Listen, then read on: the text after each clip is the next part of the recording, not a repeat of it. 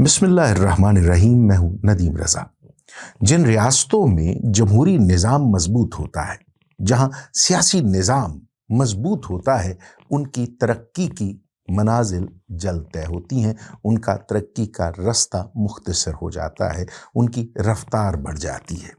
लेकिन जहां सियासी निज़ाम कमज़ोर हो, जहां जमहूरी निज़ाम में खला मौजूद हो, जहां हकूमतों में उन कुव्वतों की मुदाखलत हो जिनका बराह रास्त अवाम के साथ कोई ताल्लुक नहीं होता, मुक़्तदर हल्के अगर हुक्मरानी के निज़ाम में, हकूमत में ज़रूरत से ज़्यादा मुदाखलत करना शुरू कर दें या सिस्टम में अपनी मर्ज़ी से तब्दीलियाँ लाना शुरू कर दें, तो वो रियासतें तरक्की का सफ़र खोटा कर देती हैं, उनका सफ़र तवील हो जाता है और मुस्तक़बिल करीब मुस्तक़बिल बईद बन जाता है। यानी वो सफ़र जो आपने दिहाइयों में तय करना होता है, वो बहुत देर में आप तय करते हैं और अक्सर अपने इस सफ़र में भटक जाते हैं। ये सफ़र दायरे पर मुहित हो जाता है और ये कौमें दायरे में सफ़र करते करते थक हार जाती हैं। पाकिस्तान की बड़ी बदनसीबी रही है कि जब से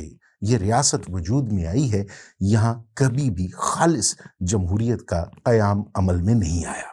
कभी हमारी सियासी क़यादत को फ़ौजी क़ुव्वतें पालती रहीं, कभी इस्टेब्लिशमेंट इन्हें पाल पोस कर परवान चढ़ाती रही, और कभी ऐसा हुआ कि बराह रास्त आमर हुक्मरान बने तो उन्होंने अपनी मर्ज़ी की सियासी क़ुव्वतें, सियासी जमातें, सियासी क़यादत को अपने साथ मिलाकर बज़ाहिर उनको हुकूमत दी और उन कठपुतलियों की डोर अपने हाथ में रखी। हमारे यहाँ कभी भी कोई खालिस सियासी क़ुव्वत बरसरे इक़्तिदार नहीं आई। आप भुट्टो साहब की मिसाल दे लीजिए, जिनको आज तक हम सबसे बड़ा जमहूरियत का चैम्पियन करार देते हैं। वो भी अयूब खान के परवरदा थे। उनको भी उनकी सियासी परवरिश, उनकी सियासी बढ़ोतरी के पीछे, उनकी सियासी क़ुव्वत के पीछे कहीं ना कहीं अयूब खान का हाथ था। याहिया खान के साथ हाथ मिलाकर वो इक़्तिदार में आए।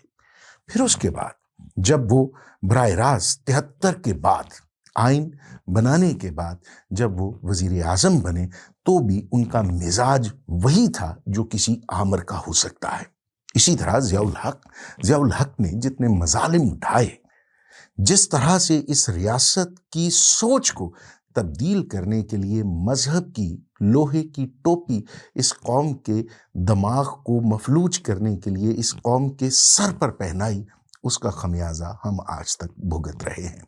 सियासी जमातों को कमज़ोर करने के लिए, एक ख़ास नज़रिए के निफाज के लिए ज़ियाउल हक ने जो खेल इस कौम के साथ खेला, उसका खमियाजा, उसके नताइज हम कई दिहाइयों तक, आइंदा कई दिहाइयों तक भी भुगतते रहेंगे। फिर बेनज़ीर भुट्टो, जो बज़ाहिर आमरीत के ख़िलाफ़ थीं, जो बज़ाहिर इस्टेब्लिशमेंट के ख़िलाफ़ थीं, उनके हर दौरे हुकूमत में उनके इस्टेब्लिशमेंट के साथ मजबूत रवाबित रहे। इस्टेब्लिशमेंट की मुदाखलत उनकी हुकूमत में भी शामिल रही, उनकी जमात में भी शामिल रही। यही वजह है कि जो खालिस एक नज़रियाती किस्म के लोग थे, बेनज़ीर भुट्टो ने इक़्तिदार में आते ही उनको बिल्कुल कॉर्नर कर दिया। जमात की तंजीमी ढांचे से, जो तंजीम थी, जो फैसला साज तंजीम थी, उससे बिल्कुल अलग कर दिया। फिर मोहम्मद नवाज शरीफ साहब आए। उनके बारे में तो यही कहा जाता है कि वो खालिस्तर इस्टेब्लिशमेंट की कठपुतली थे, लेकिन जब उन्होंने ज़रा अपने पर पुर्जे निकालने की कोशिश की तो उन्हें भी उठाकर बाहर फेंक दिया गया। फिर आज की सबसे बड़ी सियासी क़ुव्वत इमरान खान थे।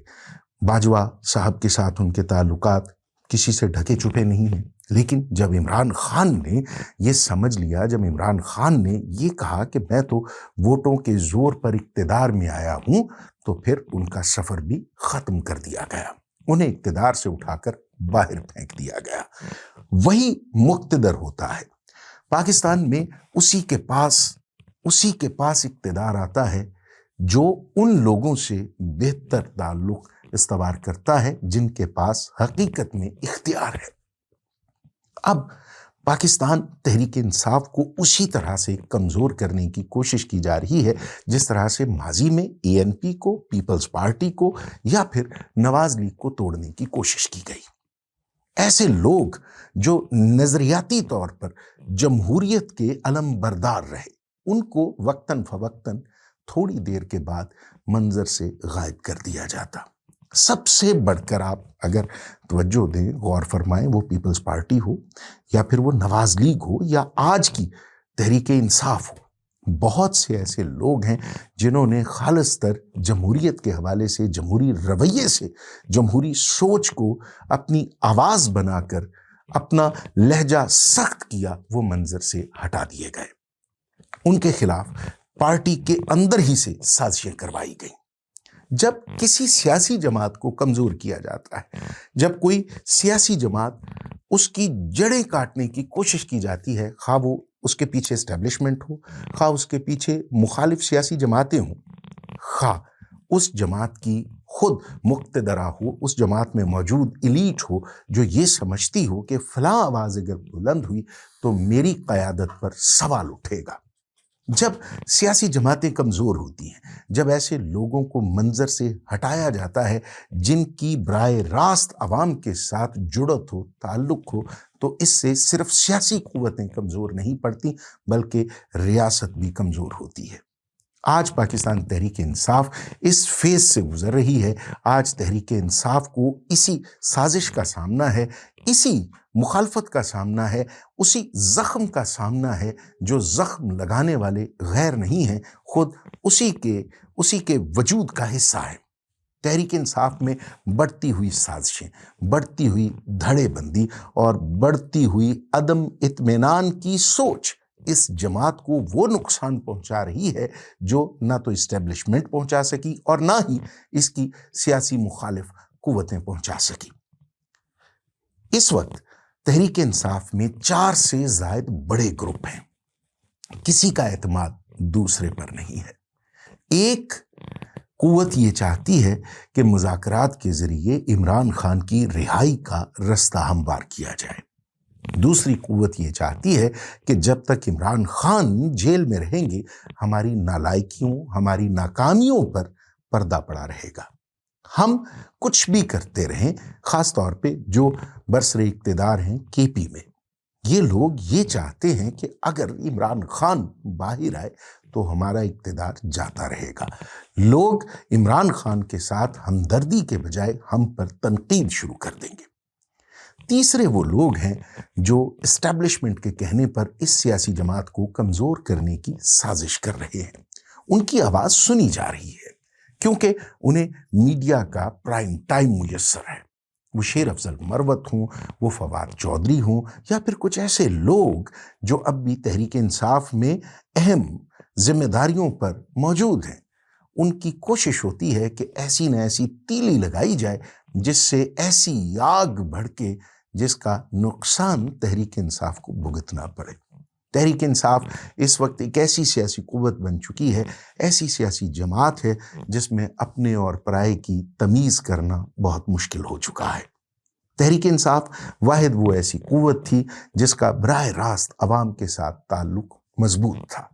تحریک انصاف کے ساتھ جو پچھلے 3 سال میں ہوا، جو نگران حکومت میں ہوا، اس نے اس کے حوالے سے جو ہمدردیاں عوام میں پیدا کی ہیں وہ کسی بھی دوسری سیاسی قوت کے لیے نہیں ہیں۔ اب اگر تحریک انصاف اپنوں کی نالائکیوں، سازشوں یا پھر بیرونی سازشوں کی بدولت اپنا بوجھ برداشت نہیں کر سکتی اور زمین بوس ہو جاتی ہے، تو اس کا نقصان کسی ایک سیاسی قوت کو، کسی ایک صوبے کو نہیں ہوگا بلکہ اس پوری کی پوری ریاست کو پہنچے گا۔ اس کا نقصان ہمارے اس نظام کو پہنچے گا جس میں عام آدمی کی آواز سنی جاتی ہے، جس میں عام آدمی یہ سمجھتا ہے کہ حکومتیں برسر اقتدار اس کے ووٹ کی طاقت سے آتی ہیں۔